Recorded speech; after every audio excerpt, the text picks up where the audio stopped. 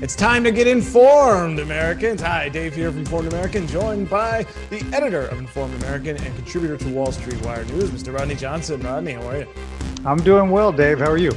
Not too bad. It's a bit of a slow week, and I know everyone's kind of going through that slow week. And, if you're still hungover from the long Christmas weekend, or if you're looking forward to getting hungover in this shortened New Year's week, we still got some entertaining stories to go over with, Rodney, don't we? Although it was a little difficult for you, so you were sharing with me before going on. There's just not a whole lot going on. And you know what? And this year, I'll take a slow week. I'm okay with that. 100%. All right, so let's get to our topics, Rodney. I want to kick off with the thing that I said we would not talk about.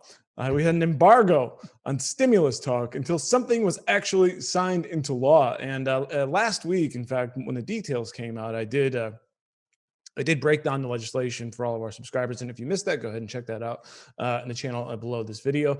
There's a bit of an interesting drama, though, going on with this, Rodney. It passed the House, passed the Senate, and then Trump said, yeah, I don't think I want to do that. And so let's talk a little bit about this process. And then we got to, because Trump says no, basically.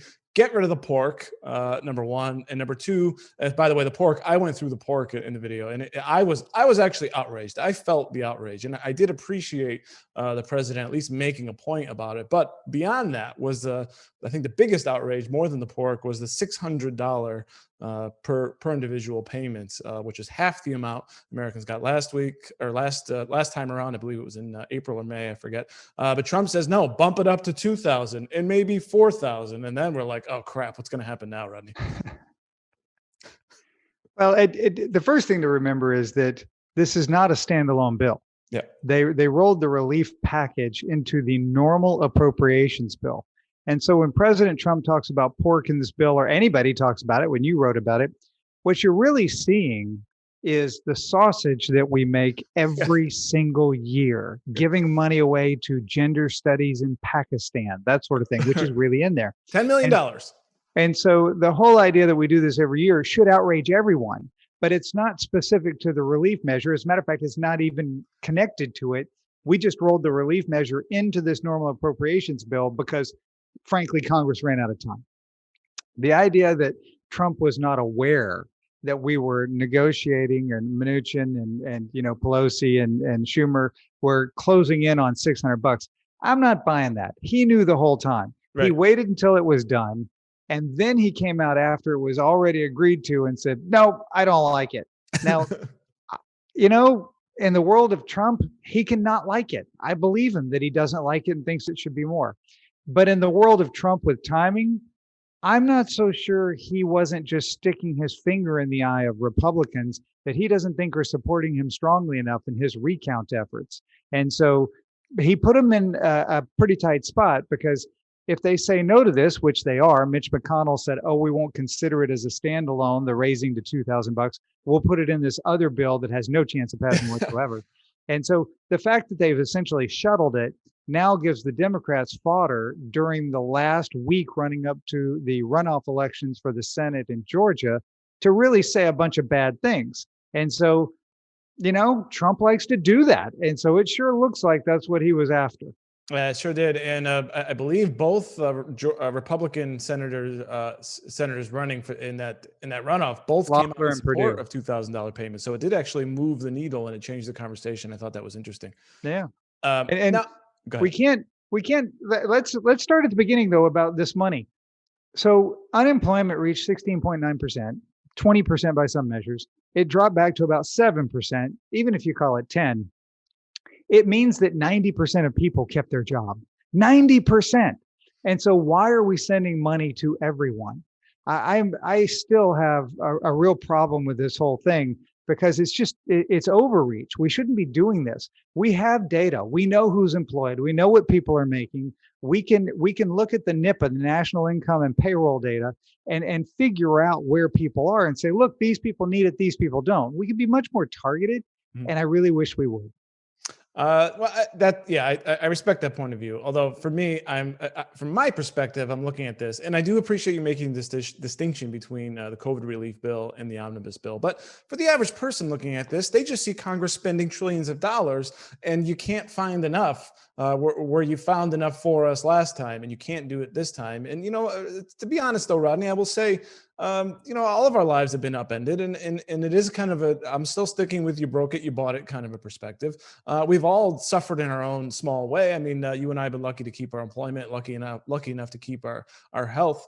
But no, I mean, I look at this and I look at this crap system and I just say, this may be unpopular for some of our group. Give me money. I mean, I get to the point where the system looks so illegitimate that you're going to send money off for some other foreign program. You're going to every Mitch McConnell got his lengthy passage on horse racing. Yep, horse racing in Kentucky. Give me a break, Rodney. But I don't agree. I think it goes the other direction. Instead of saying you gave money to this special interest group and that special interest group, therefore give it to me as well. All the money is coming from national taxpayers at some point. We may not feel the pain today, but we will feel the pain. A much better path is to say, don't give it to any of those people. Stop funding the gender studies in Pakistan. Stop doing this special cutout for Kentucky, and don't give money away to people who don't need it. This is crazy. Yeah. Now, one other thing that the PPP was a big thing, and this was ostensibly to keep people employed. Do you find that PPP has been successful in its? I mean, I don't know if there's been a long enough study for this. We've seen lots of fraud here, but to the extent that it worked, do you think it's been effective? Yeah, there's no question it's been effective. And I'll give you a great example. Hotels. Hotel occupancy went from somewhere in the 80% range down to the teens. And so you cannot keep everyone on staff. It's not possible. And so they were able to keep people on staff or keep them on staff longer because of the payroll protection program. And it turned, as long as you use 60 some odd % for payroll, it moved from a loan to essentially a grant. Yeah. And so, yeah, it did work. Good. So your position is don't do stupid spending. I think that's pretty straightforward, and it's my money, right? And so I wish, and we have seen time and again that we don't. I wish that I could sue Congress and say, you're spending my money in stupid ways, and I sent you there to make good decisions, and you're making bad ones. But the courts have found time and again that individual taxpayers don't have standing to make that suit. Because we did send a representative, and that representative is representing us in the way that they said they would. Whether they make a good decision or not isn't the case.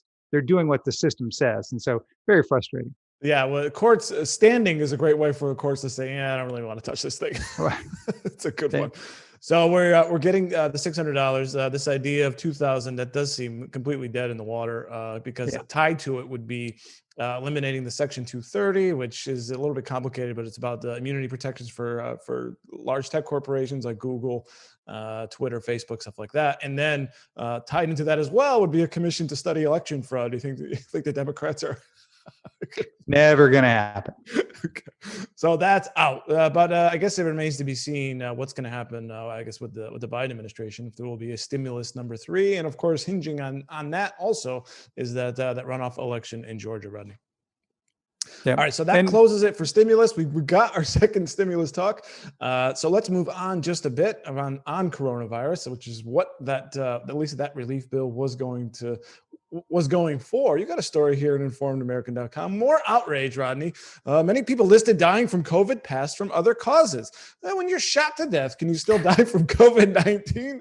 Well, the answer is yes in Washington state. What's this all about?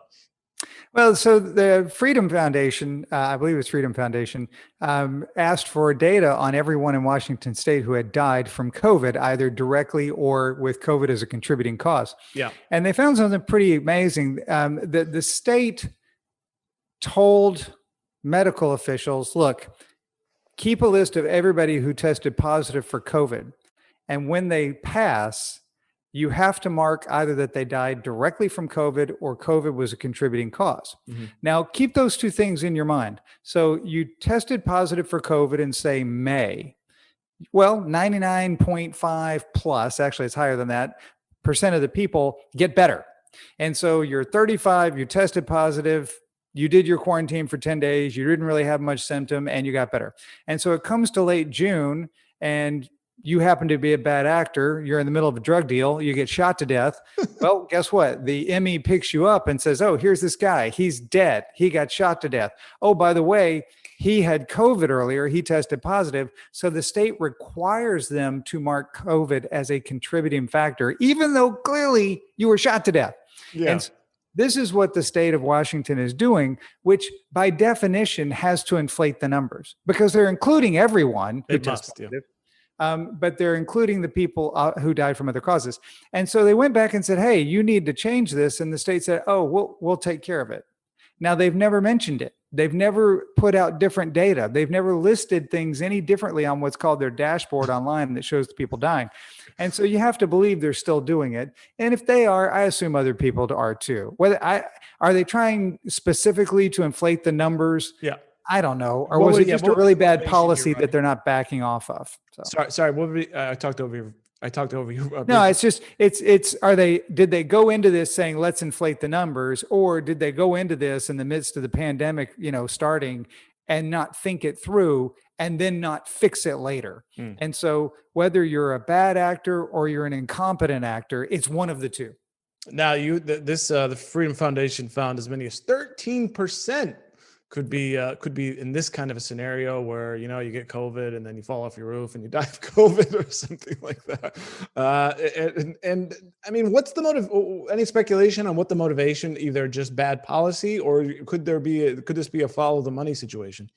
Oh, I don't know if it's money, because what do they get for it, right? I don't know that there's any bigger federal grant or anything else from, having more people die of COVID in your area. When you have more people who are sick with it, then you have some grant money for hospitals and healthcare and things, but passing isn't a thing. And so in my mind, I think that perhaps somebody was saying, look, if you have this, then it's so bad that chances are, if it didn't kill you outright, it was a contributing cause. But that's something that you would think in the early days when we were still being told that the death rate for this was 3 to 4%, which was wildly overstated. And so once we knew really by, May, June, that the death rate was much closer to what it is for the normal flu. Normal flu is 0.1%. This looks like it's 0.18, maybe 0.2. So more, but still, very low. They should have fixed it. And I just don't think they did. Yeah, and I hope they do, and I hope even when it's all said and done, we can get a more accurate count of all of this. So we will see, Rodney. Yeah, I'm not holding my breath. Because anything that comes out later that shows that it was less deadly, that shows that the lockdowns weren't necessary, is going to make politicians look like raging idiots, and arguably that should be the case. But there's no reason for them to pursue data that makes them look worse. And so I'm just not sure how much of that information we're going to get. Yeah. And speaking of that, actually, this wasn't a topic I planned, but just off the top of my head, when you mentioned the idea of maybe being suspicious of lockdowns or whether or not this was good policy, did you happen to hear or read the story of the incoming freshman Republican congressman, just 41 years old, who died of COVID? Yeah. Now, as far as I know, he wasn't an anti-COVID person calling it a hoax or anything like that, but he did make some statements about whether or not lockdowns were prudent. And I find it very disgusting, this kind of public discourse we're under, where if you express any skepticism around some of the policies that local and state governments and even the federal government has enacted around the pandemic, then if you get it, you somehow deserved it. What do you think of that? Yeah, it's very strange, because the idea of saying, look, I don't think the lockdowns work, and then I caught the disease. Well, clearly, I would think that's proving my case, because no matter where you are, you're living under some version of lockdown, right? Because in Texas, it's very open, but we still wear masks everywhere we go in public, and restaurants are still socially distanced and all those things, limited capacity. And so we're still living with it. And so if I'm in Texas and I say, well, I don't think the lockdowns really work, and I happen to catch it, people should say, oh, well, your lockdowns are actually quite loose. But if I'm in Southern Cal, where they have a stay-at-home order and you are required literally to stay in your house, if you say, I don't think they work, and you catch it, I think you're proving your own case, because you're under the most expensive lockdown and you got it. So, But anyway. Oh, yeah, great point. It doesn't mean you're flouting it. It means you don't believe they're efficient. Yes, agreed 100%. Speaking of deadly, to go there, but the Boeing 737 MAX made its first U.S. commercial flight in the U.S. in nearly 2 years, Rodney, in a flight from a successful flight, I might add, from Miami to LaGuardia International Airport. And interesting here from Wall Street Wire News that the captain came on the intercom and even announced that he was completely confident in the aircraft, and he had his wife on board.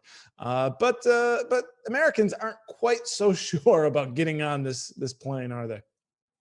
Oh, you know what? Americans are skeptical. A lot of people are skeptical. We have to remember what happened with the planes in the first place. It had a piece of software that would push the nose down under certain circumstances. And if you were trained, you knew how to bypass that and go about your way.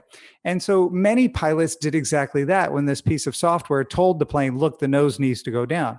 But the pilots who were not adequately trained didn't know how to bypass it. And so they ended up fighting it, which they can track what happened with these planes by the black box. And the two that crashed, they were doing this bucking thing and eventually crashed. Yeah, up and down. Yeah. Right. But it was two out of, I don't know how many thousands of flights had been made in the 737 MAX before this happened. And they weren't here because the pilots in the US were adequately trained. And so I don't know that we were ever in the United States in danger. And certainly now they have put in, I believe, another system, because every system on a plane is supposed to have a direct and a backup and all these things. Yeah, which this one didn't. But they also have training that's been increased and all these things. But what the investigation found is that Boeing people had some, level of disregard for the FAA. That was the big finding, is that they didn't give the FAA and all of their testing the time of day. And so that was disheartening. Yeah. As for the safety of the plane, I would get on one. And frankly, most Americans vote with their checkbook. And so when the American flight on a 737 MAX is $39 cheaper than the Delta flight on a, 737-200, they're going to take the American flight. Particularly if you're flying 3-4 people and it turns out to be, a couple $100 difference, $300 or $400, you bet we're going to get on the darn thing. And this is going to fade pretty fast. Yeah, I tend to agree. There was a poll that Reuters did that 57 said they weren't likely to fly on it. But I tend to agree with you. Eventually, most people, you're not picking the plane. You're picking the time and destination, but above all, probably price. Exactly. And I believe it was American, but a couple of, at least one, if not two airlines said that they were going to list the aircraft type so that people knew and could make a choice. Yeah. That's fine. But like I said, when we get these things back, in the transition, when they're back in the fleet, then people are going to go, oh, and it's going to go away.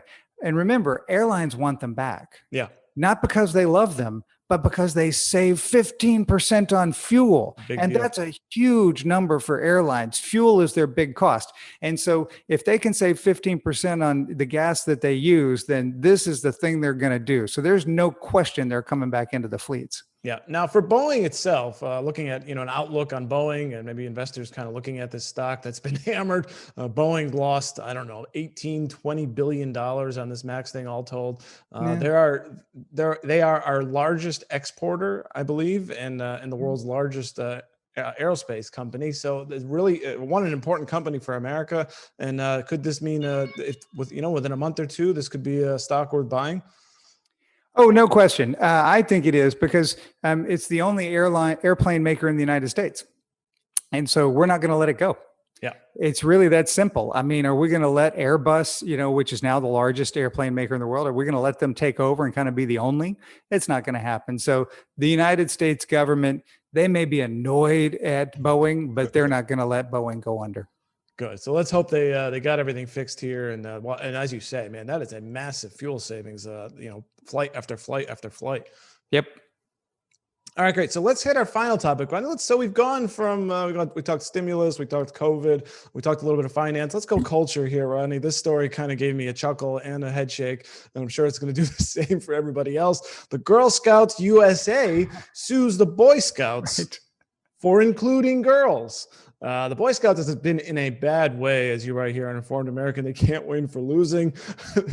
They were first sued over some issues with that was sort of turning a blind eye to the child abuse, and then there was the issue of allowing openly gay members. And then so it got through that, and then they decided, well, look, we're going to open up and include girls. Now the Girl Scouts are saying, what the heck, Rodney? What are they suing for?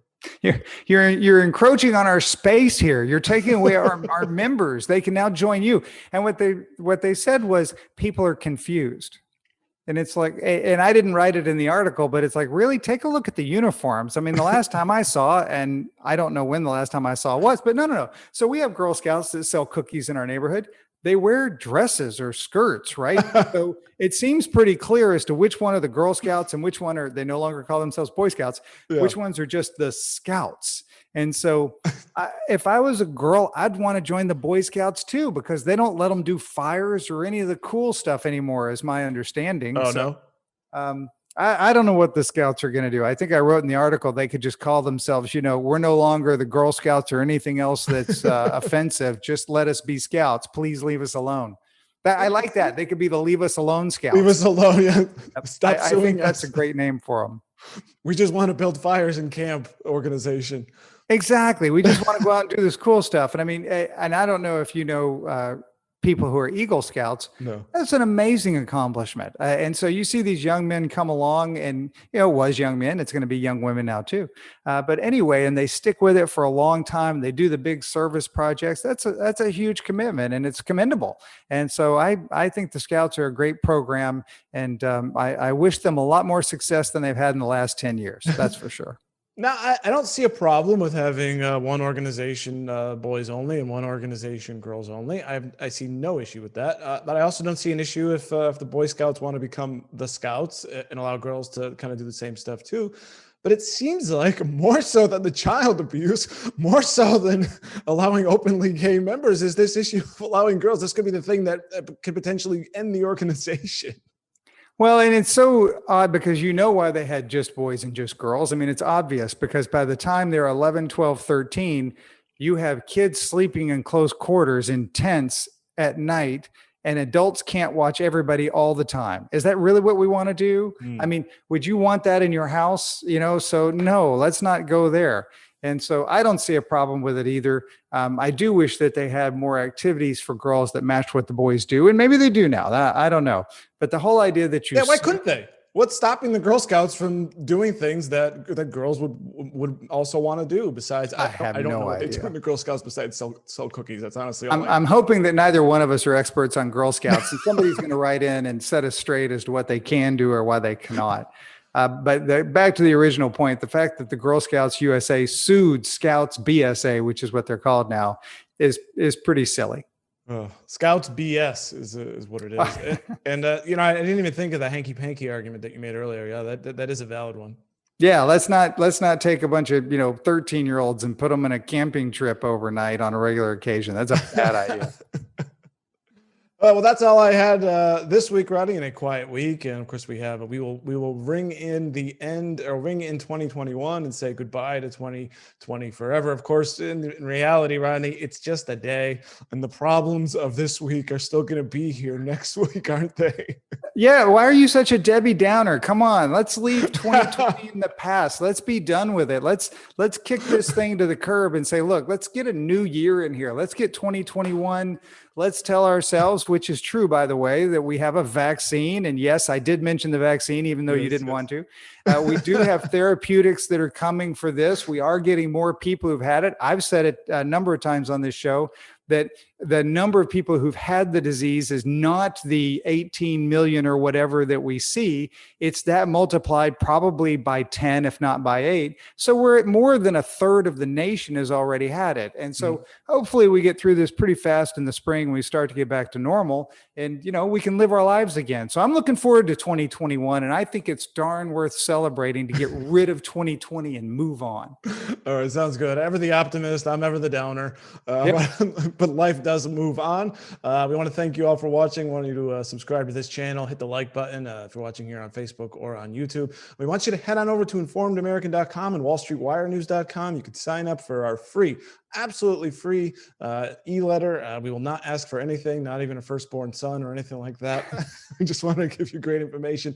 Rodney, as we ring in 2021, people head on over. They sign up for the website. What kind of stories can they expect to get looking ahead to next week in the first? Well, there's no question what next week is. We're looking at the senatorial runoffs in Georgia. I mean, that we have minutes from the last Federal Reserve meeting. We have the unemployment numbers next Friday. We have, of course, the first days of 2021.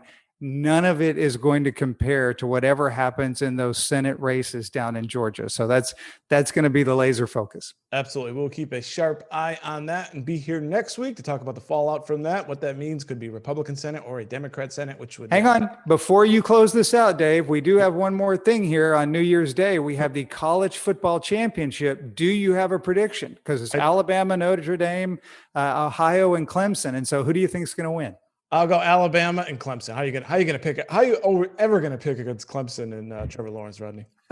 I'm right there with you. I have family members that love. My dad loves Notre Dame, and we will be watching that game on New Year's Day when Alabama takes them on. And I think Roll Tide is going to roll right over Notre Dame, and then of course it's going to be Clemson and Alabama, and it's whoever's healthy. I don't know who's going to show up that day, but that's going to be the deciding factor. Yeah, absolutely. Well, you are. I mean, you're always Roll Tide, though.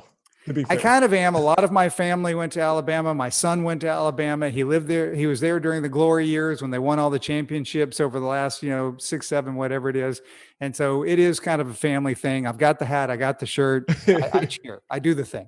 Roll Tide. Roll Tide. And as a personal interest, well, it is also the final week of NFL. Teams will be playing for their playoff spots. My Dolphins will be playing the Bills with an opportunity to get into the playoffs. So very much looking forward to being nervous. And you need a little Fitz magic last week to make that happen, and maybe you get it this week. It's been awesome watching that team. It was a Fitz-miss miracle, Rodney. There you go. All right, for Rodney Johnson, I am Dave Oakenquist, telling you to get informed, America. We'll catch you next week. You've been listening to Get Informed, America, brought to you by the Informed American Radio Network. Please like and subscribe today in order to get new exclusive weekly episodes. Any questions, thoughts, or comments can be sent directly to info@informedamerican.com. And don't forget to visit informedamerican.com to keep up with real, smart news. Until next time, fight fake news and find common ground.